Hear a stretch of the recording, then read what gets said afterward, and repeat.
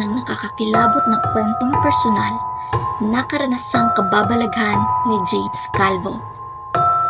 Ang kwento ng babaeng nakaputi. Kung mahilig ka sa mga kwentong creepy o paranormal, pakinggan mo ito hanggang dulo. Baka may mahanap kang koneksyon sa sarili mong karanasan. Muling pagpapakita, makalipas ang 8 taon. Mabilis lumipas ang panahon. Lumipat ako sa Maynila para magtrabaho. Regular na empleyado na ako noon sa isang opisina sa BGC. Biyernes, buwan ng Agosto, maraming deadlines. Abalang-abala kami sa trabaho dahil patapos na ang buwan. Maraming kailangang tapusin at may dagdag pang pinagawa ang pusko. Wala akong ibang nagawa kundi mag-overtime. Ako at ang girlfriend ko lang ang naiwan sa opisina. Tahimik, patay na ang karamihan sa mga ilaw. Ang tanging maririnig mo ay ang tipa ng keyboard at ugong ng aircon. Bandang 10:00 na ng gabi nang matapos kami at makalabas ng opisina. Naglakad kami pauwi. Ang apartment na inuuwian namin ay nasa Kalayaan Avenue lamang. Mga 15 to 20 minutes na lakad lamang mula sa opisina. Pagdating sa bahay, nagbihis kami at nagpagkwentuhan sa mga kasama namin sa bahay. Mga kaibigan at dating kaklase ng girlfriend ko. Makalipas ang ilang sandali, nauna akong pumasok sa kwarto. Gusto ko na talagang magpahinga. Madilim ang kwarto. Ako lang mag-isa. Nakasandal ako sa pader habang nagbabrowse ng mga random na funny video sa cellphone.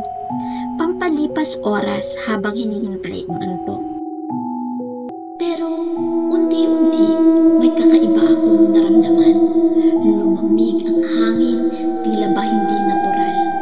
Wala naman kaming aircon, electric fan lang. Ang kilabot ay nagsimulang gumapang mula sa aking batok pababa sa braso. Pakiramdam ko'y may matang nakatingin sa akin. Inoff ko ang cellphone, tumingin sa paligid, pero walang tao. Tinanong ko pa nga, Ikaw ba yan? iniisip na baka pumasok ang girlfriend ko.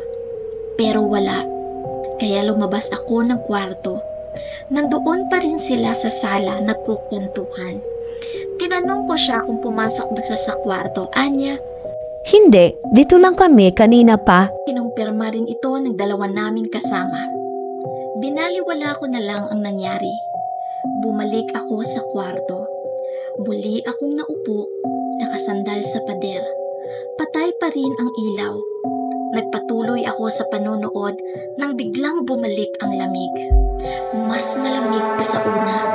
Mas matalim ang pakiramdam na may nakatingin.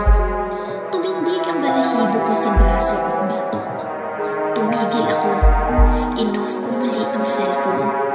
Tinukod ko ang aking mga kamay sa kama para tumayo. At doon ko siya nakita. Isang babae. Nasa harapan ko. Napakalapit. Nakayuko ang ulo. Natatakpan ng magulong wavy na buhok ang mukha. Nakasuot ng parehong puting bestida. Marumi, luma, mahaba. Napasigaw ako. Hoy! Sa sobrang gulat ko, napaatras ako. Tumama sa pader ang likod ko.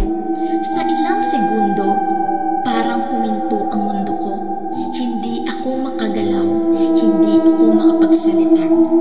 Tulad ng una kong karanasan, bigla siyang naglaho. Naiwan akong takot. Hindi ko pinigilan ang sarili at tumakbo ako palabas ng kwarto. Muling tinanong ang girlfriend ko kung pumasok ba siya. Muli siyang tumanggi at muli siyang sinang-ayunan ng mga kasama namin. Hindi raw talaga. Nandoon lang sila, hindi pa umaalis mula nang pumasok ako sa kwarto.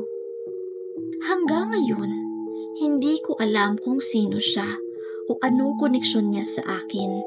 Pero isang bagay lang ang malinaw. Iisang babae lang siya. Ang babaeng nakita ko noon sa bahay namin sa Bicol ay siya ring babaeng nakita ko sa apartment na tinitirhan namin sa Maynila. Hindi ko alam kung multo ba siya o isang nilalang na sumusunod sa akin. Pero hanggang ngayon, naiisip ko pa rin ang mga nangyari dahil hindi ko alam kung may gusto ba siyang ipahiwatig. Ikaw, may karanasan ka rin ba sa babaeng nakaputi? O baka kilala mo kung sino siya? Ibahagi mo sa comment section. Malay mo, pareho lang pala tayo niyang pinagpapalit.